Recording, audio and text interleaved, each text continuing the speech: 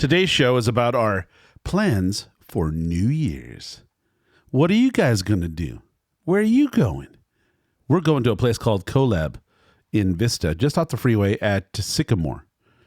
And we're going to go over there and join the frivolity. See what happens. Meet some people. Have a glass of champagne. Watch the ball drop. I think it drops at 9 o'clock because it's on the East Coast. But if you're in the area and you got nothing else going on, come on by. So what are we doing for New Year's? What is our plan? If we have a plan at all, what is our plan? Because when I was younger, I always had this vision of the champagne tower, the triangle, and dressing up at a tuxedo and going to a big party at a hotel and have some big acts playing. I used to think that too, but you don't like to dress up. Well, I'm not able to dress up right now. I'll dress up everything. Everything just doesn't fit right. But this year we're going to try something different. But anyways, I used to get really excited about the idea of New Year's. I think you see it in movies. I think that movie Ocean's 11 is actually filmed. The story is that it's New Year's Eve in Las Vegas. Oh, yeah, I don't remember. And everybody's celebrating at the same time. That's the concept. And all the casinos are having their midnight splash, And during this extravaganza, this big, crescendo in the movie, they pull off the heist of a lifetime. See, and when I think of New Year's in movies, I think of When Harry Met Sally. And what are they? Okay, going to like a hotel party or? That's when you said it, I was thinking, yeah. I mean, that's. Yeah, I haven't. Huge. Have we ever done that? I mean, have we ever done anything for New Year's other than, champagne and parties? Yeah. Not at a big hotel. No. Yeah. Mm-mm. Yeah. Well, I had this. Also when I was young, I think I had a vision that I'd go to New York City and stand in Times Square and be a part of that melee. Yeah. But that freaks me out. That is like. Yeah. That terrifies me in many ways. Yeah. I don't like being in crowds like that because smashed up against other people. No, yeah, I don't want them touching me like that. You know me, I'll get into a fight. Yeah, that would not work well. Not to mention these people just pee right where they are. They do. That's what I hear. No, yeah. How are you going to get to a bathroom? You're stuck there. Yeah. You can't get out, and if you get out, you have to go. Hey, come with me because I ain't getting back to where I was. Right. Okay. So yeah, I get it. They wear diapers and whatever. That's crazy. That's crazy. Truth. I swear I've heard it. Many people say this. That's gross. I know. That's why I'm like, no, not me. I think as a kid, though, you glamorize it, because yeah. I remember going to the Hollywood Christmas parade as a child. Oh. My aunt would take us and we'd go and it was like a thing, like you go and is it still around? I'm sure it is, right? I have no idea. I'm not a parade person. Yeah. I'm standing there in a big crowd. No, I get it. I get it. I mean, when I was younger, I used to, I don't know, I was too dumb to not I've been to that. I've been to the parade at least once in my life. And I liked it. I was a child. I liked it. I mean, I don't remember liking it. I liked the camaraderie of it because it would be all the, my family members. We'd all get into a car or several cars and park along the road there on Hollywood Boulevard or whatever it is. People go and they like camp out kind of thing. Well, they used to. I don't even know if it's around anymore. I'm sure. I don't know. But that would not be something my parents did. You know what I mean? Yeah. That's not their thing. It's early. You have to get there and camp out and it's cold and have to get warm jackets and blankets and bundle up. We don't like being cold. Yeah. Yeah. So I can't see. Yeah, I could never see us doing it. I actually did that. I mean, granted, it's a little town one here that I took the boys to. It's not about the inconvenience part. It's just the experience part because I do have a fond memory of it. I remember at some point in my life, we camped out near the what's the name of that museum in LA called the Norton Simon. Oh, yeah. Pasadena? The Norton Simon Museum. Mm-hmm. And it was probably the Rose Parade or one of those. Yeah. And I remember, let's see, what was it? There was the Norton Simon used to have, what's her name? Famous model, early model. She would come on the commercial and she'd say a slogan about, she named off all the different artists. I don't remember. But I mean, I liked I liked the effort put into it. It wasn't so much about sitting there and being cold, but it was like you were with people you like supposedly, and anything could happen. It was just kind of the things that could happen. I remember one year being at the Pasadena Rose Parade, and the float, part of the float broke off in the middle of the thing. It was just but it was like a thing, and plus all the effort. You think about all the flowers they put on those things. This kind, I don't know, it's just it's something to do. Like I remember being when we came to San Diego, I always said I'd be driving down the freeway going, there's just got to be more to do as an adult human than to go to hang out at people's houses or go out to eat, or go bowling. There's just when you get to be an adult, there's just a certain short list of things to do, like before you have kids. Let's say you're 30 and you live in a town. There's just a handful of things to do. When I was young, I used to love going to a bowling alley and spending the day almost. You could go for breakfast in the diner, and you go for bowl a few games, and then you could go play some video games and meet some friends and come by. You could even have lunch there and dinner. The whole day you could spend in a bowling alley. I really liked, I guess I liked that sort of thing. But as an adult, how many things are there to do? What excitement do you get in a normal life? You just live in the town, you have a job, whatever. Where are you going? So an exciting thing to do is to get a bunch of your knucklehead friends together, right? And get up at 3:00 in the morning or 4 in the morning and pack into the car and go down to camp out on the street with, everyone's got get their thermos full of coffee and, a cheerful, kind of enthusiastic camaraderie.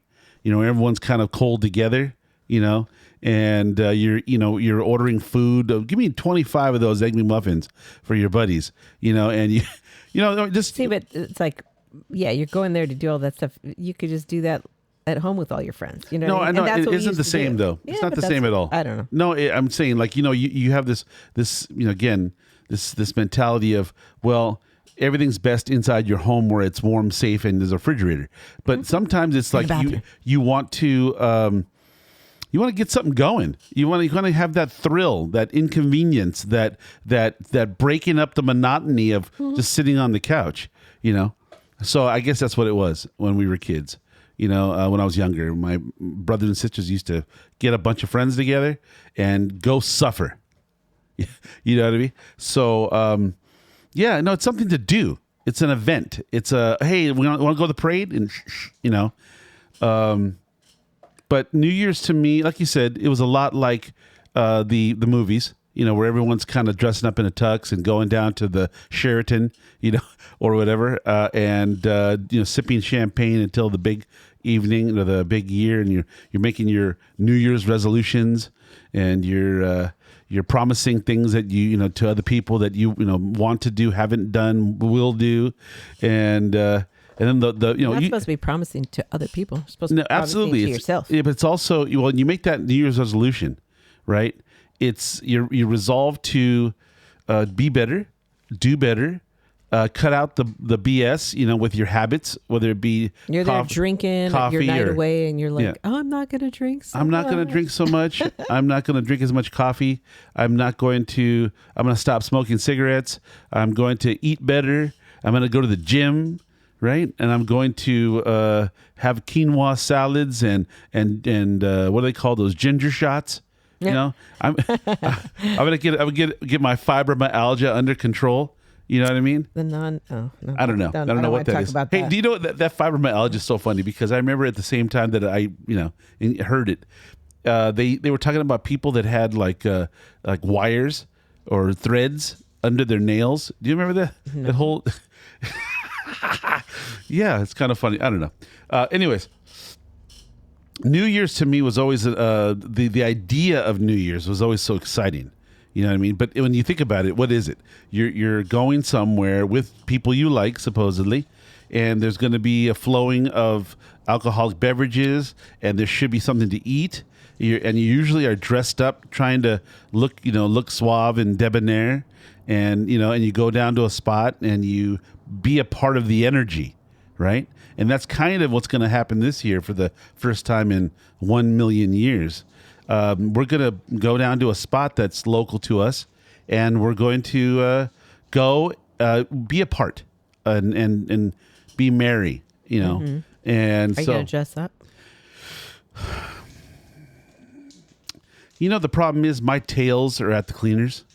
You know what I mean? You got a couple days. Yeah, I'm gonna look around, see if I find my old tuxedo. Maybe I'll get it out of mothballs and I'll wear it on an arm. You know what I mean? I'll dress up my arm nice, you know, with a tie and everything. Just be great. But I don't know. I mean, I don't know. Just put a little bow tie on here. You know, being that that I haven't really kind of up until recently kind of been in shape. I haven't attempted to be in shape. Yeah, my clothes are. I'm in the transitional period between giant tub of guts and medium-sized tub of guts. I'm going that direction. So I haven't reached my goal, and soon enough. Who's eating? Some of the dogs. Okay. Yes. Dogs are eating. If you can hear it. Anyways, if you're, and also, you know, there's another buddy of mine, Aaron Krebs from Inkwell in Burbank. He's having a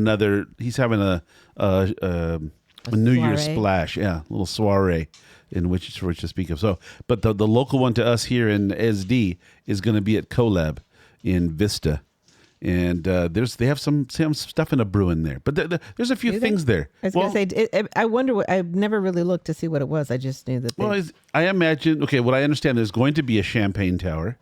So are you serious? That's what the I don't know. I heard that somewhere, or it's in the in that flyer I sent you, or the one. Send me a flyer. No.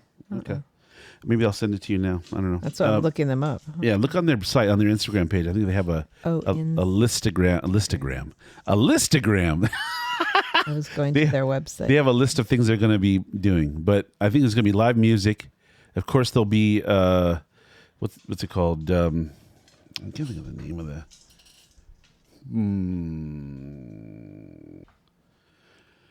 Yeah, so it's going to be Colab Public House in Vista, off of Industrial. No, not Industrial. Thibodeau, yeah.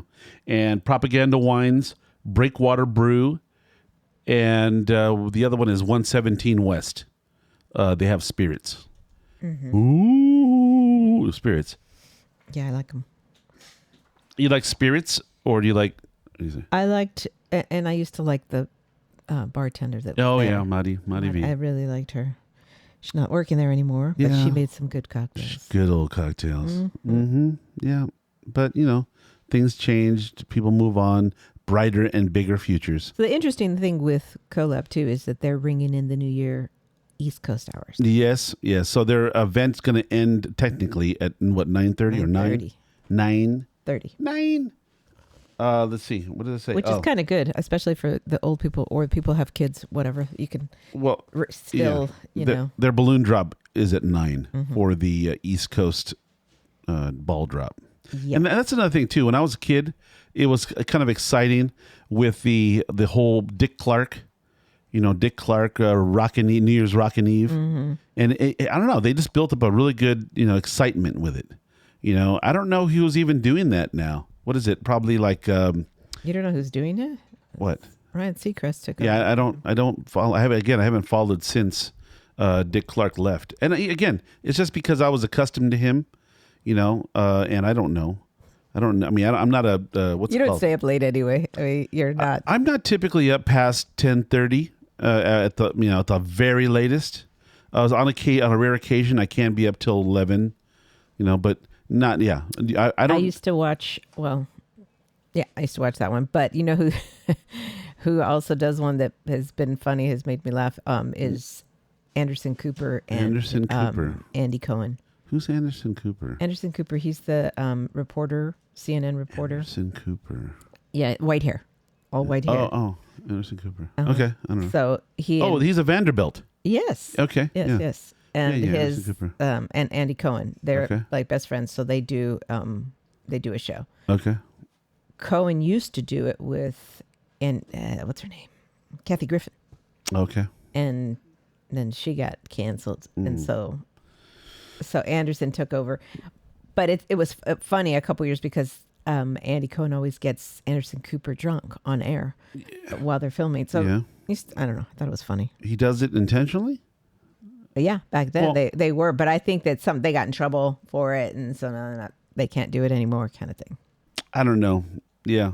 Okay. How did they get in trouble? Because you're supposed to be putting on a show and what did he act the fool? It. He acted the fool, and he has the funniest giggle, like when he laughs. Who? Anderson Cooper. Okay. So Cooper. Is it Cooper? So I think they still do it. Okay. I kind of stopped watching. Yeah. Well, because I'm never up that late. Like midnight, I can't like be swigging back the old champagne and then be up until like midnight, and it's anticlimactic at that time. It's like, oh, why is it anticlimactic? I don't know. It's just, I think because when you go to someone's house or you're going to have a New Year's thing, you start at 6 or 7, 7, even as late as 7:30 in the evening. Even some food, a couple of cocktails, some carousing, and then that from 7:30 to midnight. How long is that? That's 4.5 hours of carousing and drinking and whatever. And plus, you know what? I'm an early riser. So to get that second wind to push till midnight after consuming some beverages, you know what I mean? A couple of pops, and a cigar and whatnot, big meal. And then you're going to what? And then what? You get to midnight, the ball comes down. You're like, Happy New Year. And then what? You drive home at 1? No. I smartened up. I smartened up a long time ago. I don't get on the road. To go anywhere unless under the worst duress, past 10 o'clock. If you said to me right now, you don't leave. You mean past?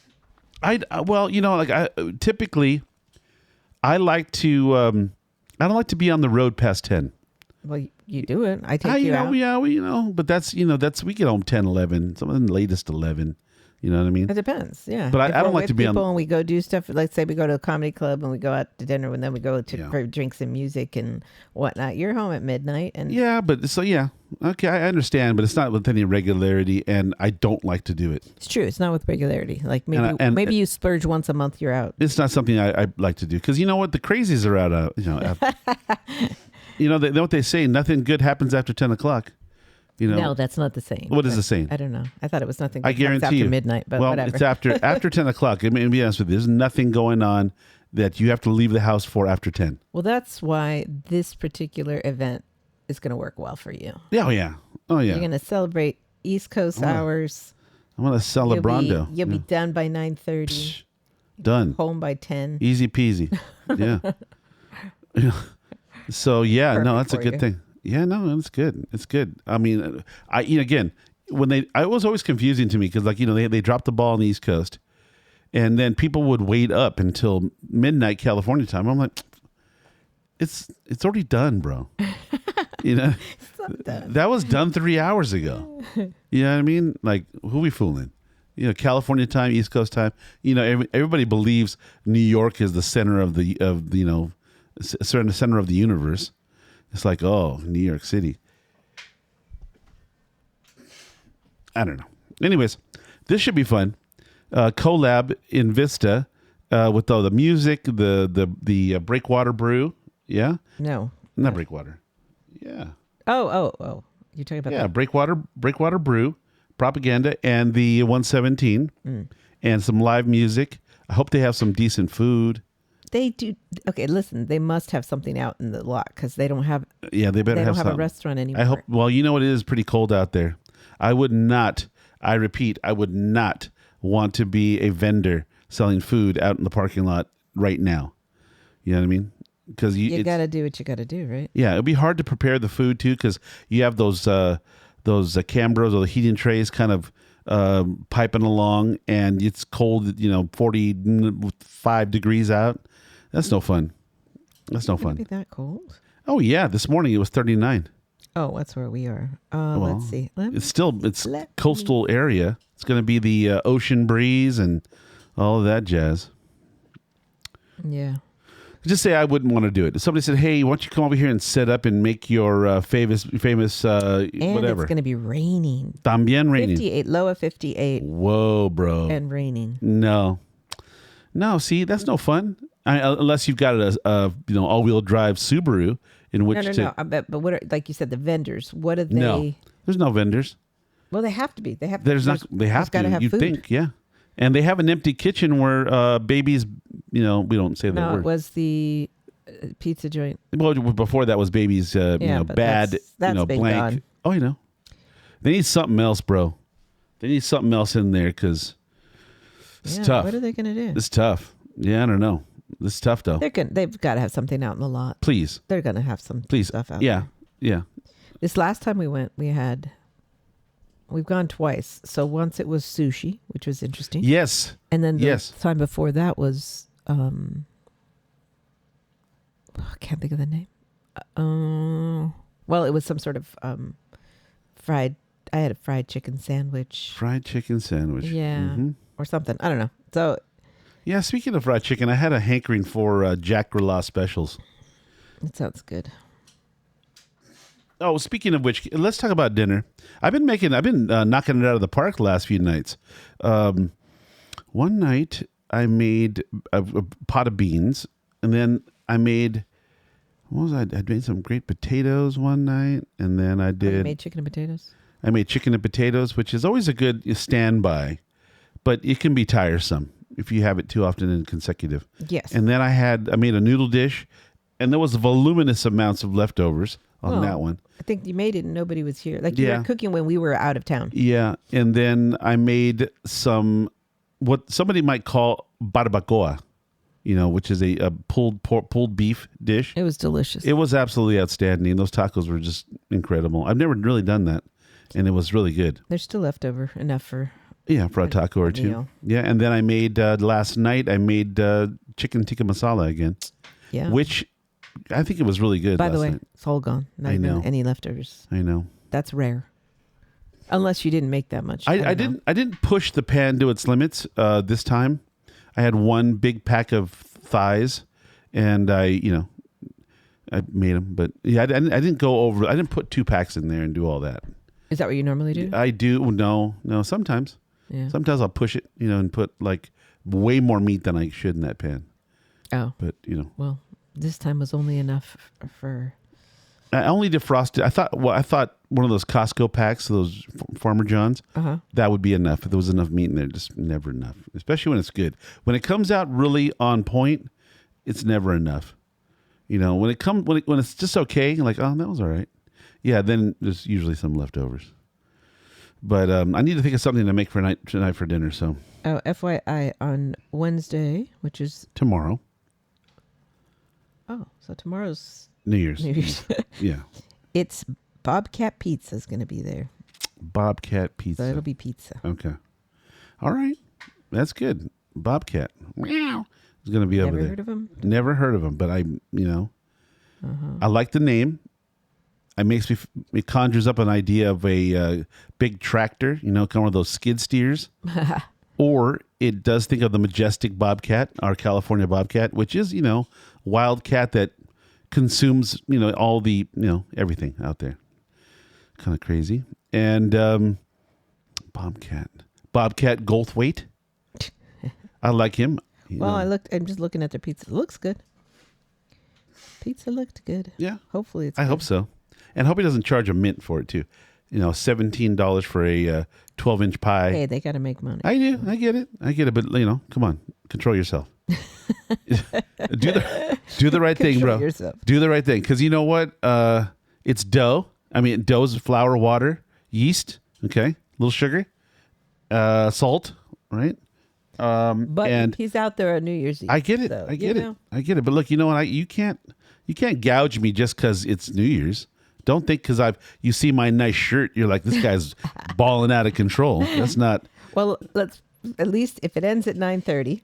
Yeah. And you're still hungry, you could go somewhere else to eat. Yeah. So there you go. Yeah, we can do the McDonald's run that we always in the past have done.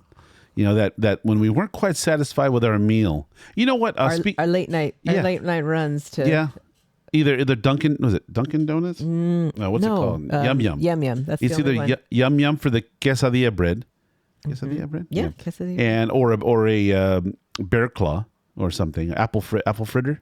And For you, yeah. Those are yours. Yeah. And I used to drink coffee. I stopped drinking coffee recently, and I've been enjoying the snot out of some tea. Oh my goodness. These winter teas they have at Trader Joe's right now, outstanding. Really, really good. They have something called Winter Wake Up. I hope it's available after Christmas, man. I'll be very sad because I have one every morning, too, sometimes. You know, we should go stock up. We should. But I've been drinking tea lately, and the sweets, having tea with sweets. Man. You mean it's like lovely. Dessert? Yeah, like I bought some at Costco. I bought some of that pack of Italian cookies. It was $10, and it had all this variety of cookies. Man, oh man! Really? It's I think it's to me better than coffee. I honestly think it's better than coffee. And again, maybe it's just my personal taste has changed, but yeah, I enjoy that. Honestly, I was kind of addicted to coffee in a bad way. I would drink. Oh my god, I don't even know. I don't even know how many cups of double shots of espresso I would have in the morning. Yeah, it's a lot. I was actually concerned about 5, the amount. 6, 7. I don't even know. Yeah, I remember, but it was such a comforting thing. You know, it's a cold morning, or you're waking up, and you just have it's easy. No, I agree. I drink one. I don't know how you do so many. Push that button, and it comes out, and this beautiful brown elixir comes out of it. Amazing. Yeah. But the tea. But you drink it really fast. Like you would drink your coffee pretty fast. Well, I'm a big fan of hot things staying hot and cold things staying cold. Well, no one's disagreeing with you. And the problem with espresso, oftentimes, typically you go to someone's house, they usually don't have, espresso cups. They have a coffee cup. And a coffee cup, this is what I've surmised. I already know what you're going to say, but all right. But the big cup, right? A lot of surface area. Yep. Very open. Little small amount of scalding hot coffee.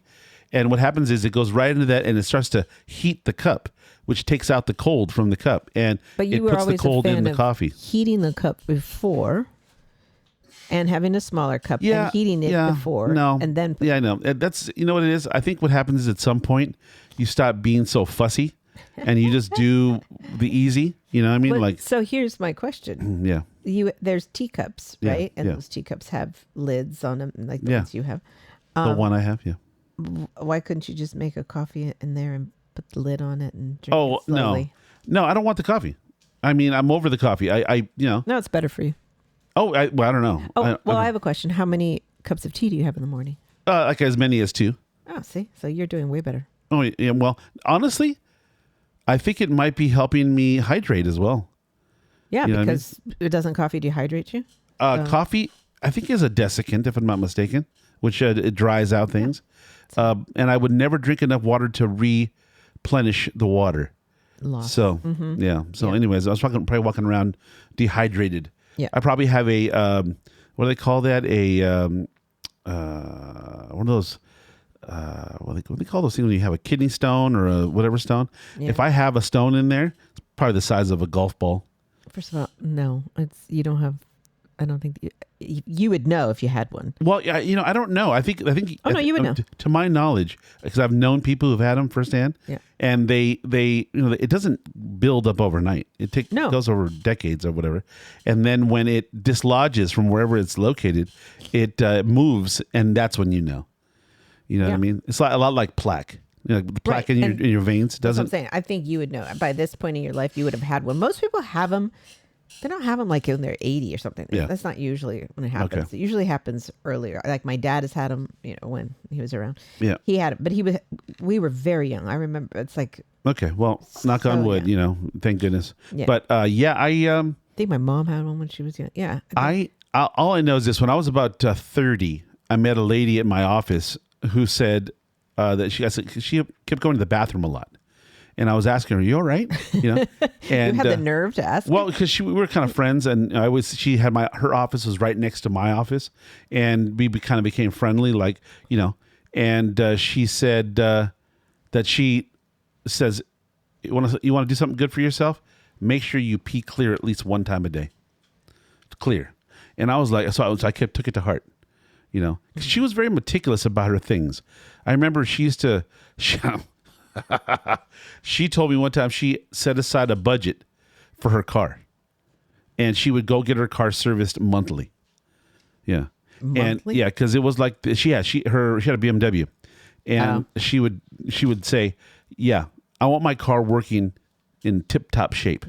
So she had she set aside money just for the car to go get stuff done, so it would be in tip top shape. Yeah. No. I don't think that's necessary, though. Do you? A A month? Well, you know what's weird? Just coincidentally, I mean, this is off subject, but my buddy, one of our friends, he sold a car recently, and it was my dream car. And I was really bummed out because he'd gotten it somewhere, and then he sold it for a very good price too. I mean, stinkingly good. It would have been. I told him, I said, if I had known about it sooner, I'd be driving it right now. It was like that. And it was like, I think, a 1999 or 97 BMW estate wagon, they call it in England, which is a wagon. And it was charcoal gray. Interior looked great. He said it ran like a champ. And it was a very, very attractive price. But yeah, I think that she had something like that, and she loved her car, and she loved she loved what it stood for, and how reliable it was, and she loved the car. So it was no problem, putting aside, $500 a month, whatever, take it in, have them do, because there are lots of services on, premium cars. I mean, every car has all these parts that need to be, flushed or replaced to keep it in tip-top shape. And if you get them out of hand, if you let them get out of hand on you, they just become big problems. So I don't see... Yeah. Yeah, I can see that. Yeah, I don't see problem with, being proactive in maintenance of anything. So I think what she was doing was being proactive in her maintenance of herself by flushing out her kidneys and all that jazz. She, made sure that there would be no problem down the line. I'm a big fan, though, of preventative maintenance on anything. I'm shocked I haven't had like kidney stones because my entire life... Knock on wood. Go ahead and knock on your wood. Yeah, where I don't have wood. Find some wood, bro. Okay. Done. Nailed it. Yeah, because I was not a water drinker. Yeah. By any means. Yeah. I mean, not at all. Yeah. And that's why I think that's what was the problem with my dad too, because all he drank was Pepsi. Well, he drank milk. He drank milk. Milk and Pepsi. Leche. And he had the soda. He loved Pepsi. Yeah. A Pepsi, and he would have a RC Cola. Only if Pepsi was not around. Right. And a juice. He did love fresh squeezed juice or a lemonade. And as a very, very last resort, might have a Coke. Oh, no. Don't. Yeah. I mean, that was out of desperation. That was like if he goes to a party and they only serve Coke, that kind of thing. Or if he was in the desert and all they had was a choice between water and Coke. Of course, he'd go with the Coke. Yeah. So yeah, no. So drinking water, I think, is really important. As a matter of fact, I've been going in the sauna a lot lately, and the only way I think what's allowed me to continue in the sauna as long as I've been going like 30 minutes sometimes, and the only thing that keeps me in there is that cold water, because I'll be in there and I'll feel like, because I'm sweating through my shirt. Yeah. So I'll take a big slug of water. I keep it coming. Oh man, that keeps me going. I think. I think it probably, contributes. Yeah, because I tend to drink at least once when I'm in there. Just take one big gulp and then back to. Yeah, no, chill. I need to be that distracted. I need to be distracted from all the pain and the sweat. And yeah, you look at being in that sauna. I realized I'm like, I can't go in the sauna with you anymore because it's too distracting. I go in there for relaxation and tranquility. Okay. I go in there to service my body. And so, like working out, when I go work out, I don't think of it as a leisurely thing.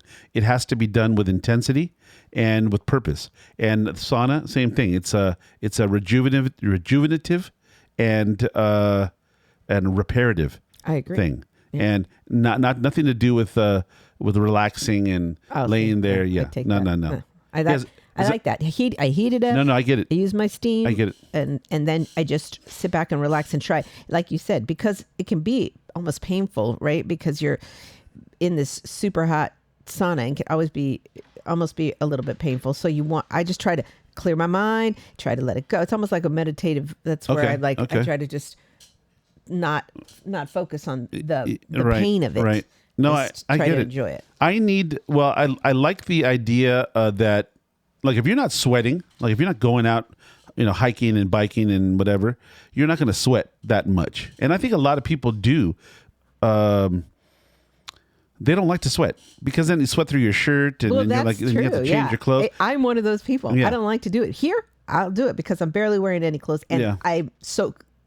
I'll soak through all the clothes. But I have to think what it does for you is I have to think that it kind of helps you purge the toxins. I agree. Whatever. I mean, I hear that the toxins. I don't know.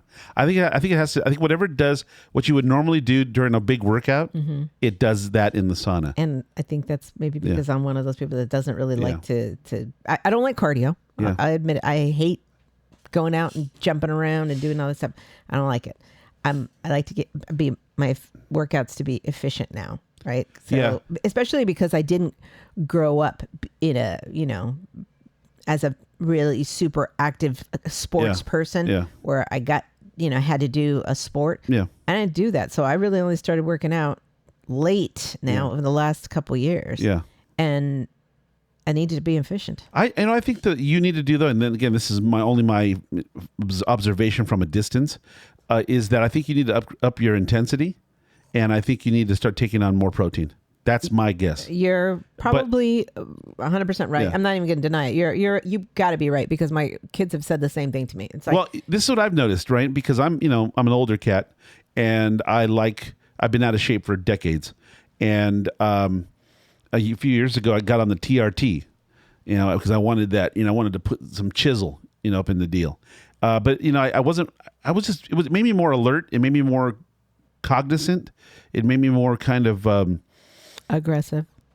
Oh, sure. I mean, yeah, because I think what people interpret as aggression is your ability to, oh my God, interpret laziness and weakness is less.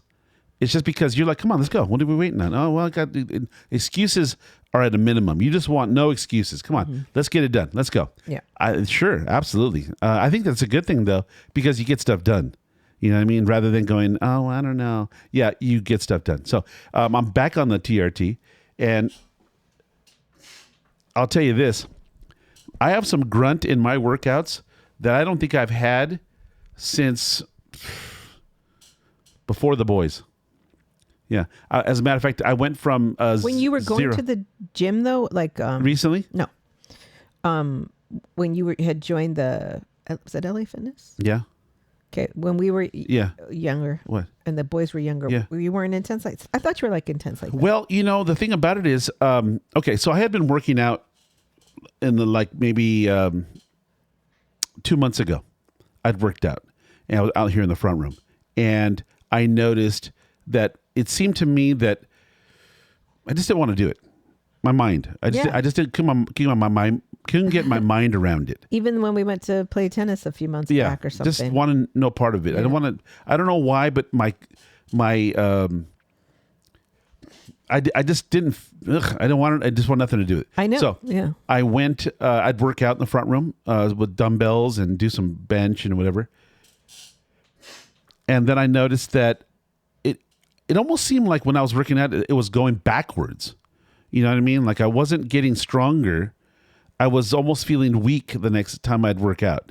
I wasn't feeling like, I'm packing muscle on. It felt like I was depleting myself in some way. Yeah. Like when you go work out and you try and lift the weights and you just feel fatigued or weak.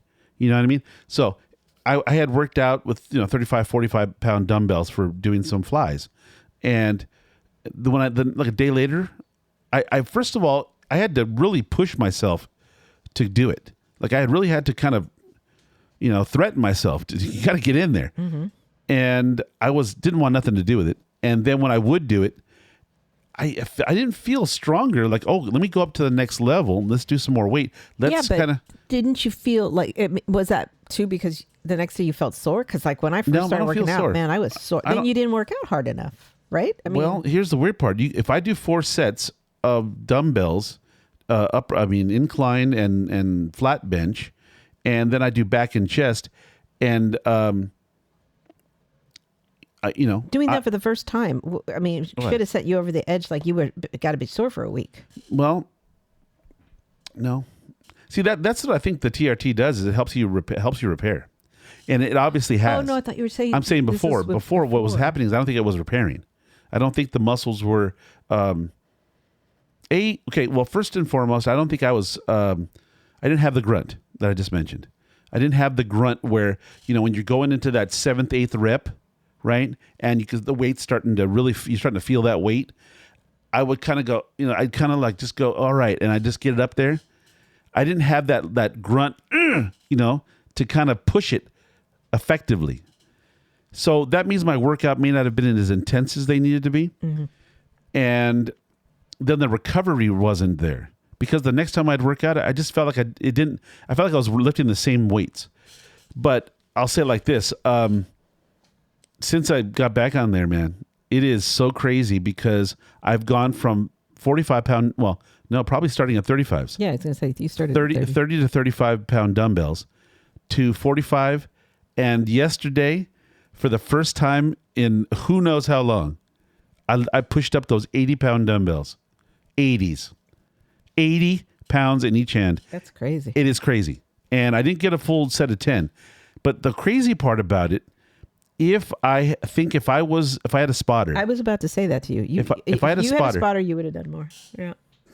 If I had a spotter, I think I would have I could have grunted through them, and that's your son's here today. You can have him. That is, well, I'm not doing that today, but anyways, I think I would have grunted through them, and I'm actually looking now at the 90s, like the full set of, because I have those, what do they call them? The rectangular ones, the power block. And I have those, and I have the 90-pound dumbbells. So it goes up to 90? Or it goes up to 90. And that's it? Well, how No, why do you want to go? Yeah, 90. Okay. But you have, what's it called? The big old barbell? I have a bar. What about it? You can put weight on those. Yeah, it's hard because you don't have a bench. You don't have a bench. You mean a proper bench? A barbell bench. Okay. Yeah. Okay. But the 90s, I'm looking at them. I'm scared. By the way, I'm scared because I have seen people smash their face with a dumbbell, and my left arm, which is compromised shoulder, which is compromised from having it dislocated a couple times in my life. But how about don't do it until you're ready? What do you mean? I mean, don't. Oh no, I'm not rushing to do it. Oh. But my brain, it always says that you need to go up. So I am looking forward to. Boy, then I think I definitely do this wrong because mine did. Yeah, I stayed at the same weight for Yeah, I don't think so long. I don't think you know what you're doing because the whole premise behind it is like if you do a lot of reps at the same weight. Yeah, that's what I do. They say that used to give you definition. I don't know if that's true. I think it just makes it twice as long. Okay, but I think the heavier weight. Man, I don't even know what's going on. Be honest with you, I have no idea what's going on. As a matter of fact, I'm going to start working on my legs today and do a full leg workout, and we'll see what happens. But I'm excited about it. I did some stretching yesterday, some leg stretches, and my right leg's a little funky, so I was trying to stretch it out, and it feels better today. But yeah, no, I'm on the track. I'm looking forward to it. As a matter of fact, I felt the feeling that I haven't felt in a dog's age. I felt the feeling after my workout. I was all puffed up, on your shirt. You're feeling all that blood coursing through you. And I said to myself, you know what? I feel like doing core. And in my life, I've never said that. You know what? That is 100% true because you don't ever work your core. I don't like my core. I don't like my core the way it looks. And I've never worked my core because I don't like the feeling. But I said, you know what? It's all in your mind. It's all in your mind. That trigger, whatever's going on in there.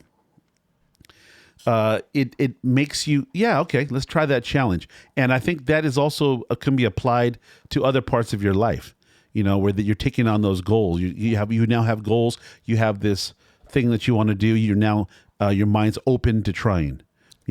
And then the other thing you did that you hadn't done in a while was play tennis, and playing tennis, yeah. And you were not like when I took you out months and months ago. Yeah.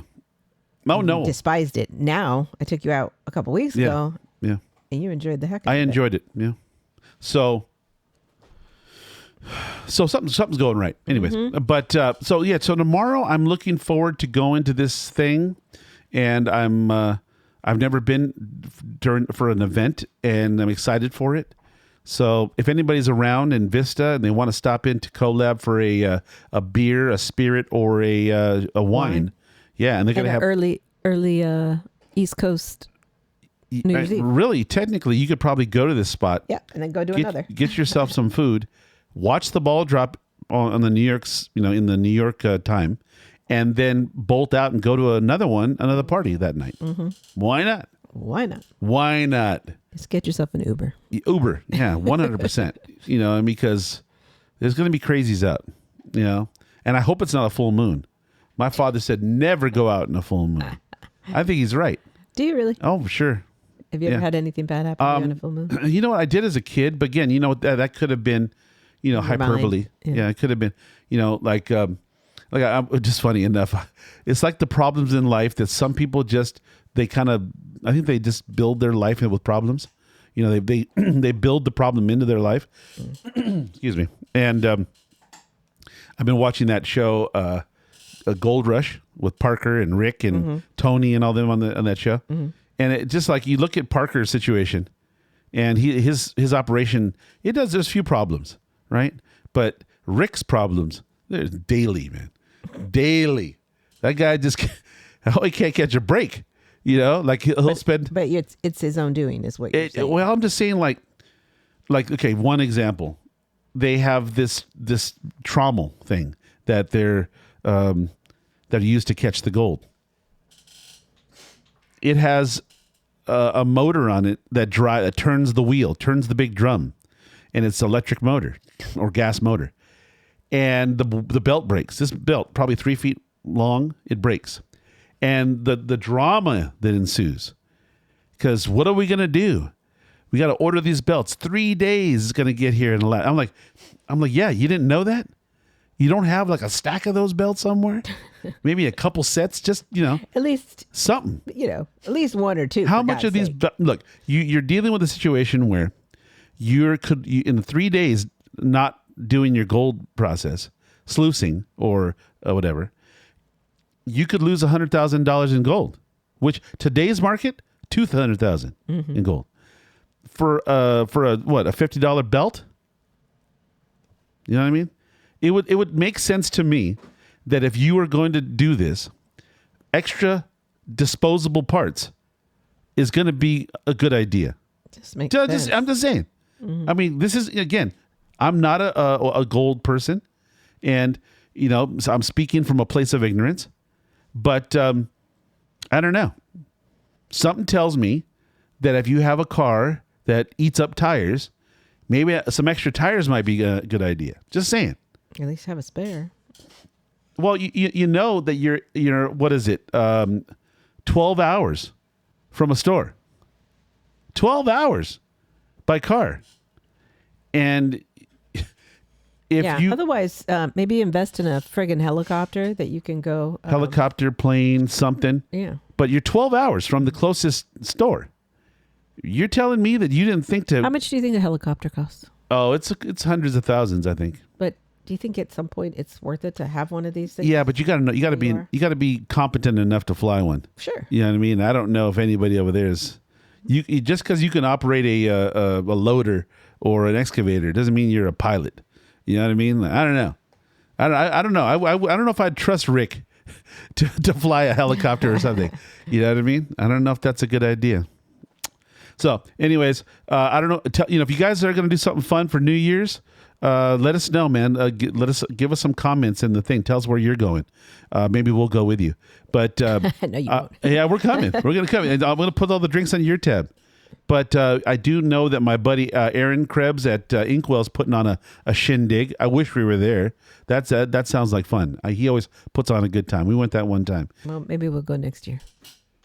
Well, we don't. We live about 150 miles from them. I'm just saying we could be in LA. Not really. We could be in LA that weekend. No, probably not. It's not going to work. Anyways, but right now we're going to go to Colab tomorrow night, and we're going to eat up some of that delicious pizza at what's it called? Bobcat. Bobcat. Yeah. You're going to have some delicious pizza. Cross our fingers, and have some champagne and hang out with the people at the Colab and the I wonder Propaganda. what kind of champagne they're going to have, because they don't really have champagne. Oh wait, I talked to who's the owner of Propaganda that we Joe. Joe. Talked to Joe, and he says they do have a champagne. Yeah. He told me to try it next time I come in. Okay. That'll be it. I'm guessing no on that. I'm guessing no. The reason why I say no, because that is a lot of champagne that if something were to go wrong, let's say you stack 50 or 60 champagne glasses and you're pouring it from the top and one falls, the whole thing falls. Not only are you losing all those glasses and you're making a huge mess, but you just lost all of your champagne. So my guess is they're going to use some kind of inexpensive Wyclef. That's the one I was trying to think of. Yeah, Wyclef. It's not bad. It's not good, but it's not. It's not really champagne. You know what I mean? It's like it's just sparkling wine. Yeah. But for mimosas or for a little, what do they call that? A splash of sparkling. Mm-hmm. Yeah, it's adequate. Gets the job done. I'm just thinking of Paul Michel right now. Paul Michel champagne, the vintage one, 2008 or something. Man, that would be someday. Someday when I come to power. One day when I come to power and I reign all over the podcast world, I will sip Paul Michel champagne, and we'll do a shoey. You know what I mean? Like with the. Yeah. What's that? Like that guy from the UFC. He drinks beer out of a. Gross. We'll do it out of a stiletto heel. Yeah, that's gross. On New Year's. Come on, you only live once. Well, you do it then. I will. You. I'll give you my shoe. Yeah. You have a stiletto heel? You don't have any. Yes, stiletto. I have one. I do have one still. You don't have any FB pumps? I have one. You got just one? Just one pair. Really? Mm-hmm. I thought you just had one. Actually, I don't know. There might be some up above in my closet that I just don't know about anymore. Right. I forget about. It's been a long time. Yeah, it's been a long time. I don't enjoy getting in those big ass heels.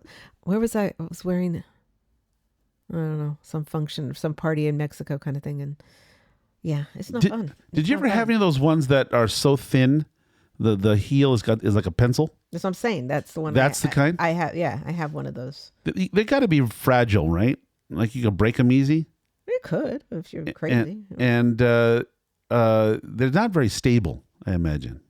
But I have really good balance. It's about the person. No, but I'm saying, but when you walk in them, are they comfortable? No. Okay. I mean, your foot is, it goes. You're at this is your angle.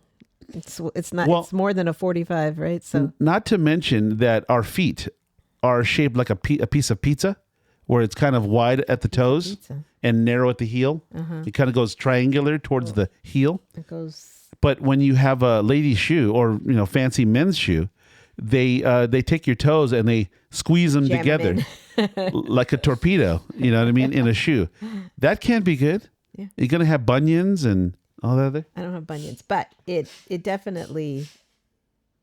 After a couple hours, you're in pain. For me, yeah. Yeah. Well, anyways, if anybody's around the North County of San Diego tomorrow, New Year's Eve, we will be at the Colab. Come join us, and maybe we could raise a glass of their Wyclef. Don't say that. You don't even know what they're saying. Whatever they're saying. I don't know what they're saying. I can't imagine that it's going to be something, some Gucci, deal. Yeah, I don't know. Maybe I'm wrong. No, I don't think so either. But yeah. For all I know, it's going to be Gucci. I don't know. So, what's the address over there at the collaboration? Collaborator. I got it. Okay. 2129 Industrial Court, Vista. There it is. Done. Industrial Court. Oh, I yeah. guess that little it's off breezeway. Of Thibodeau. Off of Thibodeau. Just kind of in the same area as the old Burlington Coat Factory. Yeah. It's on the other side of the shopping center. Okay, so it's on the other side. Make a right at the Shell station. Wait, what's it called? The south side of the 76, I think. 78. South side of the 78. South side of 70. Wherever that shopping center is, where there's, what's over there? Where? Old Big Navy, Big Walmart. Yeah, the No. opposite It's on the side opposite of side. the, Yeah, it's on the south side. Yeah. I'm just saying, if they see the mall, Yeah. okay, it's just on the other side of the freeway. Yes. You can't miss it. 100. Yep. So we'll be there. Come by and maybe, we'll have some fun. Anyways, if we don't talk to you again before the new year, which probably not actually. No. Be safe. Go out there and have a good time, but don't drink and drive. Drink, what do they call it? Drink responsibly. Yeah. Do that. And if you don't want to drink responsibly, just take an Uber. Just get an Uber. Yeah. And if you're gonna come over there at the Colab and act the fool, no, don't come. Okay. That's all you. No. I don't act the fool anymore. I don't. I did all that dumb stuff early on in my life, and now it's over. So, anyways, come check us out. All right. Have a happy new year. Be nice to each other, and we'll talk to you again in 2026.